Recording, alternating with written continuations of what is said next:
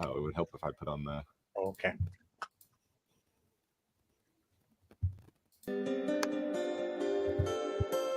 That's not the right music. Yeah. Try this again. All right, stand by. We're gonna do this for real, guys. While we're live. Hang for it. Wait for it. Hey, today is Tuesday, October 17th, and this is the Daily AI Show. I can't do the intro unless I hit my beat on that. So I know you guys are hanging out live. Got a little bit longer of an intro there. As I come back from a 4-day trip in a red-eye flight. Luckily not this morning, but yesterday morning. But I still feel like I'm feeling the effects. Those red eyes hurt, man. They hurt more. They hurt more in your 40s than I remember. Those are brutal. But happy to be back with you guys. And I have not had a chance to catch up on Friday's or Monday's show, but I'm sure they were amazing. So today, we are talking about who's at your table. I think that was our title, who's at your table. But the idea here is that AI is getting so good, and sort of on the idea that we know we can now train a chatbot, if you will, on all the writings. Let's say I'll just pick somebody out of history. All the writings written about or by the person, let's say of Abraham Lincoln, right? So prominent figure in history. If I wanted to have a conversation with Abraham Lincoln, and just in chat at this point, I think quite honestly, in the very near future, this will also have some video elements to it as well, and some movement and things and images. But right now, if we were just to say just chat, maybe future audio or video, I could potentially do that. There's so much written on that particular historical figure that there's a good chance between his writings and all the writings and books about him that I could have a fairly, let's say, accurate chat with somebody and have a good feel for how he might respond to a conversation. Now, if I was going to ask Abraham Lincoln about the most recent Super Bowl, that would be funny, but it probably wouldn't do me a whole lot of good. But the idea is that you could have him at your table, hypothetically or virtually, if you will. So that's kind of where we'll kick things off. I don't know if anybody has one. I've been thinking about this, and I don't know that I have I have a few people, I guess, maybe, but I would love to hear from you guys. Like, what do you think? And if somebody wants to dive in a little bit deeper, because I'm certainly not the most up on this stuff, talk about Meta and what they're doing, sort of. Right. Let's kick this thing off. Who wants to jump in? So, Andy, Well, okay, go Jimmy, go ahead. I was just going to give a quick overview. Essentially, what we're talking about are AI personalities, right? We're giving them enough information to create a baseline for them to respond as themselves. Right? We've seen this in a couple of different ways. Brian, like you mentioned, Meta came out with their set of personalities, which are based upon actual celebrities and people in popular culture. I have seen some of the early examples I've seen of the whole AI personalities was a video that someone put together between a conversation between Bill Gates and Einstein. Right. So that's been floating around for a while. So I think this has just been developing and iterating, and it's finally gotten to a point where you're right, Brian.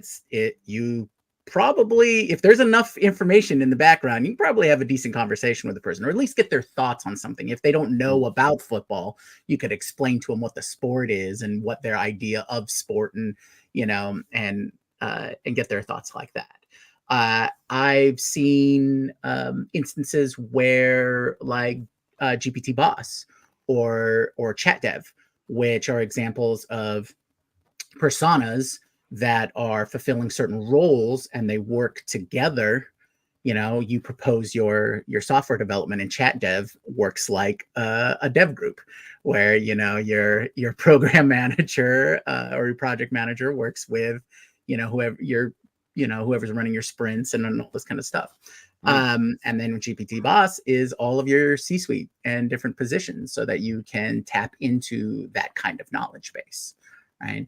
And then the popularity of sites like Character.ai, where people are developing their own AI avatar / personalities based off of whatever or whomever they want, whether that's popular game characters in some forms or whatnot. And that's what I think is a quick overview of what I've seen in this space. And it does open up for a lot of different options. Like using the Einstein experience, example. If I wanted to learn Einstein's theory of relativity or his viewpoints on physics, I would love to get that from him, see what his point of view is on that, or an approximation. And that I think that's a big thing that everyone has to realize is you got to take it with a big grain of salt here is how advanced or how deep that these personas can go. So I think it's interesting that you're calling it a persona, and that's a direction that I actually hadn't thought about. Because for me, it's actually about being able to access somebody's knowledge or teaching. And when you gave the Einstein thing, I'm like, I'm not sure Einstein's going to be the best person to teach me about the theory of relativity. Like, maybe I could have like the world's best 5th grade teacher, right? Like, explain to me like I'm 5 kind of thing. But I think that's really interesting. So a mix of kind of personality characteristics, but also a knowledge base and a skill, a communication skill. Mm-hmm. So here's one thing that because so when I did my undergrad and I did my my grad, you had to submit some sort of thesis. You had to submit some sort of paper. We all know the amount of work that you did with it. It sits in the library and most people won't even look at it. Sometimes you will look at it just to admire back your work.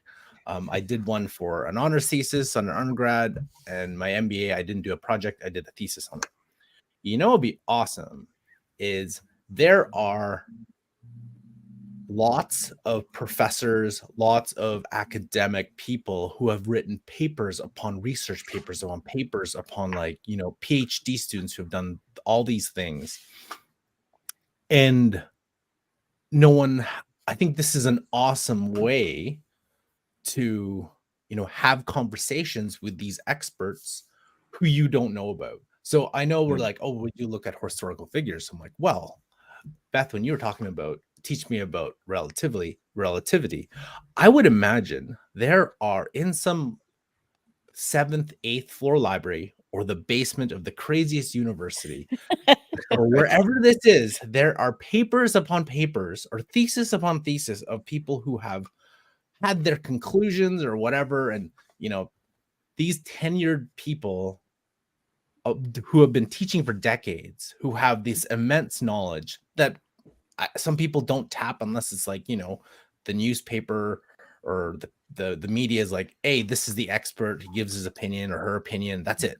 But they have research. So imagine if I would think that a lot of that would be digitized, but still no one's going to find them. But now you can put that train a model into that. And there it is, that you have a conversation with a real life expert.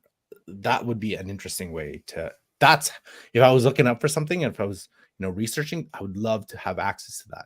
I don't know how to get that right now. I know there's a tool like you can look up academic papers, but I would imagine there's tons and tons of these things running around. Yeah. I think the microfiche. Have you heard of I think a dark library in the basement. It's a new technology. I don't want to push it too hard. But I think the main value though, that Carl, that you're touching upon is designing that persona as around that researcher and providing their perspective.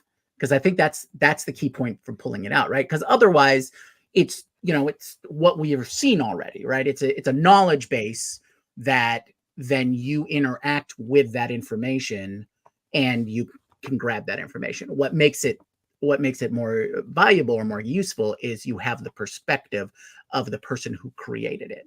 So it's not just accessing the knowledge base like how we're doing now, or an advanced chatbot now, but but actually getting the perspective of the person who wrote it, which ostensibly could provide better or more in-depth analysis of what they were trying to accomplish with their work.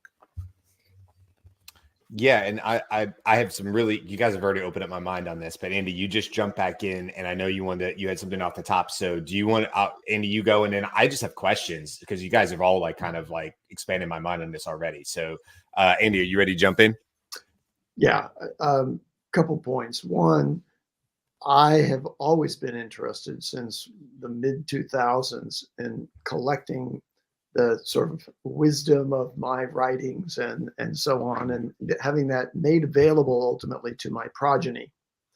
That was the model of a startup that I did called OurStory.com, a collaborative method for collecting, your personal history in a timeline. And that, my vision for that was that ultimately there would be powerful systems that would allow my descendants to actually interact with me in a video form, but based on a collection that I had curated and developed. So it's not just, the famous historical figures, it's actually you.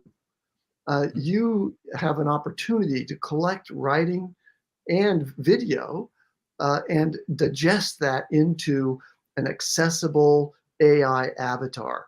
So that's one point. The other one is I wanted to mention specifically the development path that's underway at Character.ai, which Junmi mentioned. This is a couple of developers of the Lambda system at Google who broke out and started Character.ai, and they have their own LLM that's been built and trained specifically for this purpose, which is to have a huge amount of training data, based on the writings of historical figures and so on, and allow you to create your own character. But really, the vast volume of interactions that are being done on Character.ai, and I remind you that if you look at the publication of the lists of the top visited chat sites, it's like ChatGPT #1, Bard #2, Character.ai #3. That's the one that's getting the most attention because people like this idea of being interact with an intelligent interface that has a personality and a character behind it. So I believe that when you have that kind of volume of transactions, that's where huge investment is going to be made. And so the characters that are in there, and they have Abraham Lincoln. I tried to play this morning with Shakespeare, ask Shakespeare questions about what the Globe Theater was like and who his friends were, and all of that information is available there. But the task of building a representation of yourself or any other character that hasn't been curated by the developers of such a system is an enormous data task. Getting that data in is a trick. Believe me, you have to invest your life doing it. That was one of the things that eliminated our story as a practical exercise, was just the effort that was required by people to assemble their media and write things about it and remember things and ask people to. It was just a project that was beyond the ken of most people who weren't, for example, shut-ins or whatever. So characters and the ones that you interact with are coming. They're being worked on extensively at companies like Character.ai, and start collecting your data. And these videos, by the way, are probably among the most, the most data that's been collected about me speaking in video. Mm-hmm. So, it will be a source for this kind of assembly. We should let you talk more. Yeah. What would you say, Beth? We should let him talk more. Yeah, well, I'm always for letting Andy talk more. If Andy is in this show and the jam sessions and stuff like that is always a spring of knowledge, which we all just kind of lean in and listen. Well, thank you all. That's very kind. That's very kind. Definitely. Hey, I did want to bring up this comment because Camille was kind enough to put one in there. She said, "I love creating persona prompts. Excuse me. It makes any work more enjoyable to have a clever personality to engage with."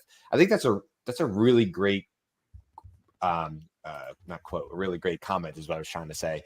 And I agree with Camilla. I have not done that as much. I'll be honest with you. And then when I was thinking about this idea of like who's at your table. Honestly, the way my brain went this, but you guys have completely already shattered this, which is a good thing, was like, oh, dinner table, right? That's just where my brain went. It didn't even say dinner table on the title. That's where my brain went. It's like, who's at your dinner table, your best dinner table? And I think about people like Jimmy Buffett, who just passed away. And of course, I never met him in my life, but huge musical influence like he was for a lot of people. You know, coming out of college, a lot of nostalgia built into that and going to his concerts and things like that. And would not consider myself to be some stupid parrot. Not stupid, super parrot head fan, not stupid, but a fan nonetheless. And I imagine, just as we saw in the books that he wrote and stuff like that, he would have been an amazing person to have around a dinner table, just endlessly entertaining people that my mom admired, like Billy Joel growing up and stuff like that. Although he's still alive, same thing, right? So that's where my brain went with it and said, oh, you know. Who could you have this sort of like conversation with people that you really admire that perhaps are no longer around or you just don't have access to? But if you've all kind of said something to me that I've thought like, oh, wow, I'm thinking about this the wrong way. Jimmy, you were saying about whether it exists or not, and maybe it's just my ignorance that I don't know that this stuff exists in this form, but this idea of like assembling not a dinner table, but a conference table of people. And I know ChatGPT Boss or GPT Boss exists. And to be honest with you, I was never really that impressed with it. I've even seen on TikTok that the owner, the creator is pivoting maybe away from that a bit. Not really sure whether that's because he felt like it failed or otherwise, but the idea that you could assemble this super team, if you will, of people who you felt could help you solve bigger problems, be it because you're a literal entrepreneur and you're a team of one. And right. You know, I think back to starting my businesses, whether it was the gym and the CrossFit or the nutrition business, and how often I felt completely isolated despite having the world and the internet at my fingertips, how hard it was sometimes just to get really what I would consider to be basic startup questions answered. And maybe perhaps in a solution like this, I could have assembled my super team. And again, Beth, what you said, which is like, do I really want Einstein teaching me about relativity? He probably maybe trail on for, because he's so smart. He may not be the best. And I think you said it perfectly. Like, maybe I want the world's best fifth grade teacher to explain this to me. And I thought, yeah, that's exactly who I want helping me with my business. I don't want the expert. I don't want to talk to Elon Musk. I'd imagine I'd be confused and he would drone on and miss the point and we'd be crossing over each other. I don't want to talk to Elon Musk. I've seen his interviews. They frustrate me. He's a super smart dude, but I don't know that's the one I want on my team, you know? Right. So maybe I do want the fifth grader. And then Carl, what you were saying about like, yeah. And also there's all this data that's out there and all these amazing conclusions and research papers that have been read by one or two. And I've heard similar things before where they've said that, you know, these massive dissertations are read by at most 1 to 2 people. And it's more about the idea of getting published versus necessarily that it gets read, which is a huge miss for the rest of the world if they're not getting to see what's locked on the 7th floor of some, you know, I'm thinking about the library at the University of Georgia. And it was like 8 floors with a basement and it was crazy and tall and dark. And, you know, what's in there that maybe we want to have more access to, or more than just read the book. But what if I'm able to take this one, and put them at my table and then immediately start having this amazing conversation through those different pieces? So I don't know. I like, you guys have kind of really opened my mind on this already, on the potential of this, because it's more than just, oh, that would be fun. I think it has obviously huge implications for business. Let me just get a couple more comments. Let's see. Claire, I'm glad you're here. Would you want your own character's AI style chatbot so you can leave this world left over your knowledge behind people and your family. Now, I already see Andy shaking his head because he's already worked on this. And I am firmly in Andy's camp on this. I've said this before on the show where I am firmly in the camp of I would be totally okay if I said, hey, Echo, turn on the mom bot. My mom passed away in 2008 and I could have a conversation with my mom. I'm totally fine with that. I'd be totally fine with it being her voice, her vocal inflections. That creeps some people out. I totally get that. But I would be okay with that because I would love to have a conversation with my mom, 15 years past, beyond her passing. So yes, I would declare my answer is yes. What do you guys think on that? So I love the idea. I don't think I have knowledge that like people are going to be clamoring after. Please. But I don't want to wait, right? Like I think that I would love to be able to chat with the Carl chatbot. Because Right now? I don't want to bug Carl with every question that I have that I think he has the answer to. And it would be really cool to just be like, okay, so I've done my like half-hour informational interview with like the Carl knowledge bot, and now Carl, let's have a 5-minute conversation or a 15-minute conversation that could be more fruitful because you're not trying to catch me up to speed to where you are. That's a self-managed process. That's a whole bunch of Carl going, did I say that? That's pretty good. I don't remember saying that, but I think you should follow that yesterday. Carl's just like has a big bubble that says WTF. Yeah. Or I could probably say, that's why I'm losing a lot of friends. That's probably the opposite. But Carl, I had a conversation with you yesterday and you just ticked me off so much. What were you doing? It wasn't me, man. Yeah. Imagine, you have someone like who's polarizing. Who's a polarizing? Oh, like either like a Howard Stern or an Alex Jones. Like create a chatbot on that and like see what you kind of come up with. Didn't was it Tim Ferriss who created an AI chatbot on his web? Was it Tim Ferriss or somebody else? Some major podcaster created and then you could interact with on their website specifically to do something. I'm not quite sure. That's kind of what I remember. I'll look it up. I will push back on that though, because I think from a human connection kind of view, I don't know if I'd like to chat with, a relative or like my mom who passed away and have a chat bot. And it'd be very, I don't know how would I base train it to be like, oh, I want you to be emotionally supportive, yet a strict disciplinarian at the same time. How do you train this? Or it's like, delete that strict disciplinarian. Oh, very, very loving and supportful. That's an inside joke.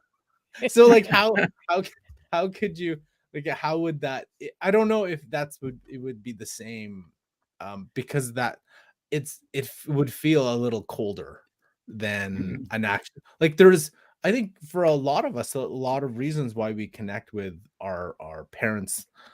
It is more for like it isn't gathering knowledge, it's just having a conversation with them, building that connection with them over time. And that's to me, and maybe that's why I don't get it with character AI is when I have conversations with people, it's not like I want to build an emotional connection with everybody, but I want to feel that human connection with that person that I'm not sure I can get having a conversation knowing that this, for example, Meta, if I'm looking at Tom Brady's picture, but his name is Chad, it would just throw me off because I'd be like, look, it's like, no, you're not Chad, you're Tom Brady. Or you're like, or whoever else they put up, right? Like Dwayne Wade or any of the sports figures, or was it Kendall Jenner's on there? I was just like, or what, and how they made it up. It just feels weird to know that person's not really that person. Yeah, that throws me off. And I still think there's that human connection element that we're all going to be striving for. And not everyone would want to have those kind of conversations with an AI character. Right. So I want to add to this, which is it's related to what Camilla was suggesting, which is creating a persona. So like when you're prompting a GPT, you can give it instructions on how to voice it. You can give it examples of voicing, and it can figure out what the style and sort of personality is. And you could then try to get a chat bot, like avatar chat bot, to be like someone who's quite human, and maybe even someone you know. But I think that's never going to be fully satisfying. It's very, very difficult to get the nuanced, authentic personality with any level of training. So even like these videos, if a chatbot were trained on videos of me speaking here, this is not who I am, to my family. So there's a bigger, wider range that you'll never capture. But I think in terms of capturing the information, the knowledge that you have, Carl, in blogs that you've written or TikTok videos that you've done, and allowing Beth to access that information base, I think that's really where we are at this point, trying to get a fair representation of Shakespeare or Abraham Lincoln. I don't know that you're going to get close to what the real persons were. So I think information retrieval, yes. Personality projection, no. Well, okay. So to go back and put my 2 cents in, I agree with Carl that humans are social creatures, so they'll want to create those social situations. I personally would want to interact with the actual person, but I also get the appeal of character AI through interacting with characters or personas that don't exist. Like one of the ones that popped out to me were video game characters. Like people want to talk to the Mario brothers. I'm like, okay, let's talk to Mario and Luigi. What are their thoughts on X, Y, and Z? And that kind of situation's fun. But I'm also in Andy's camp when it comes to the creating a source, whether it be for, to work through grief or provide information or insight to your family, having that kind of access to an ancestor, especially as time goes on, which I think is hugely valuable to a family, just so that you can go back and say, oh, what did our grandfather or grandmother think, or great grandmother think? That way we can learn about the time in which they lived and what their perspectives were for that time. And I think that'll be hugely beneficial for families down the line as time progresses. So I'm in both camps in those kinds of situations. I would and agree, Carl, the whole meta thing where you have a different personality with the celebrity combo, that's a disconnect for me. I'm like, okay, if I wanted to talk to this chatbot or this character, I want to talk to them, and once the novelty is over, what kind of value am I really going to get from that? Is because it's not them, right? Even if it was tried to be complete a version of them, it's not them. So I personally don't get any value from that unless it's like informational or someone who's just not available. And I guess maybe that's it in my mind. It's like, oh, if they've passed on, if they're historical figures, oh, okay, cool. They don't exist anymore. So I need to create something to help me interact with them to get their perspective. But if they're around, I want to talk to them. I don't want to talk to their I want to throw in just a point, which is that capturing the full bandwidth human personality and experience, that's very data intensive and storage intensive. I don't think it's affordable. Yeah, definitely not now. That's got to be down the line kind of thing. I wanted to say real quick on the meta, and then I know we have to get to the TLDR meta, and then one other thing, real quick on meta. I did read, and I totally believe this. It makes sense to me that the reason that the names, it's not Tom Brady or Paris Hilton or Kendall Jenner or whatever, is because if the bot says something that's not okay and cancelable, they are not that person. Tom Brady, nobody's going to say Tom Brady said it. If it's named Tom Brady, I don't care if it's a chatbot or not. somebody's going to be digging and saying, well, hold on, was that trained on something he said that was racist or whatever? So I totally get why they didn't do that as a protective measure. It's also, though, still a weird, interesting thing, because I've been told that they've all been paid millions for their name, image, and likeness, right? Which, hey, great for them. I think that's fantastic. But it is an interesting play. I don't know whether it's successful yet or not. I mean, I've seen it on the messenger and stuff like that. What's that, Carl? But you say it is? It got a lot of backlash. A lot. Like people were like, "What is going on here?" And I think it just weirds. I think that's where it is. It just weirded you out because you're like, okay, that's Kanye, but they named like Kanye, I don't know, Mike, or it's just weird. So I'm like, okay, so I can, with HeyGen, I can take a picture of Kanye and then train it on Kanye's voice and like kind of do the same. It's and then kind of start doing it the same thing. So it's but then it's like an unauthorized biography, right? Like at that point, it's like, well, this is my version of what I think, and Kanye could say, "Hey, I had nothing to do with that. I didn't approve that." Anything that comes out of that bot that Carl created has nothing to do with me, and I disavow all of it. So I agree with you. It's weird. We'll have to see what happens with the Tim Ferrissons and the people who approve this stuff.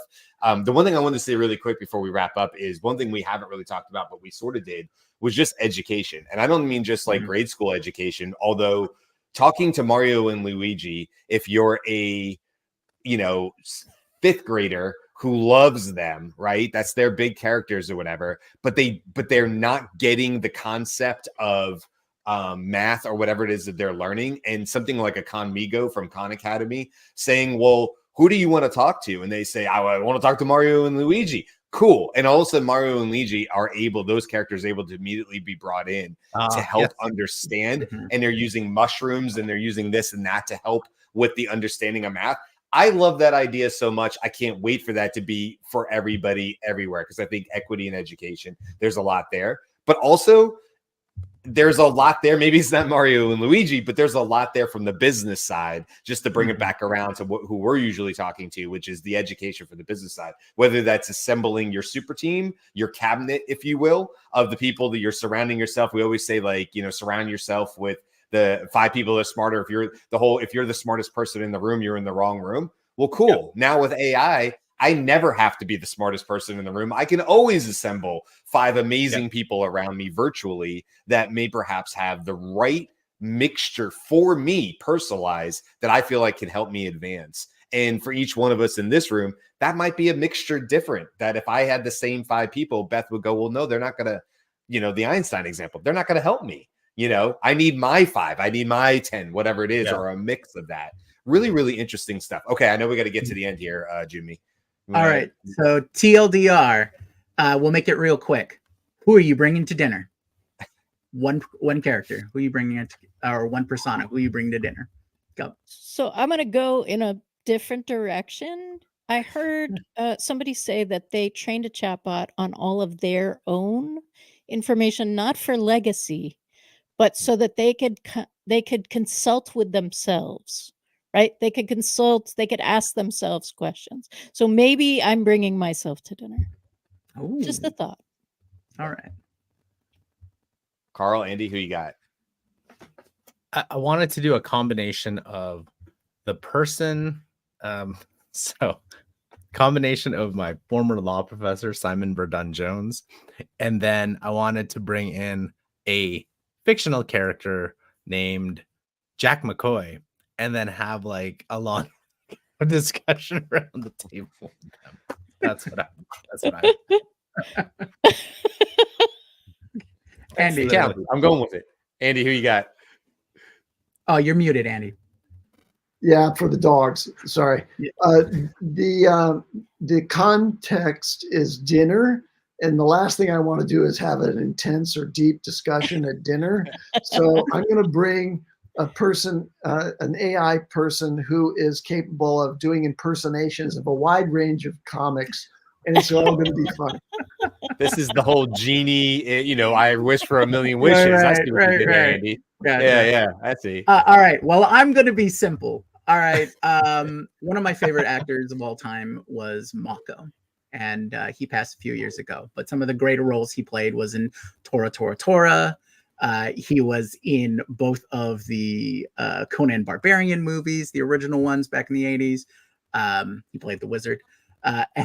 And most recently, he played Uncle Iroh from Avatar: The Last Airbender series. So if any of you are familiar with his work, he's fantastic. I would love to pick his brain about his life experiences, how it was acting, how it was from back in the day till now, and what all of his experiences are. So that would be my personal favorite.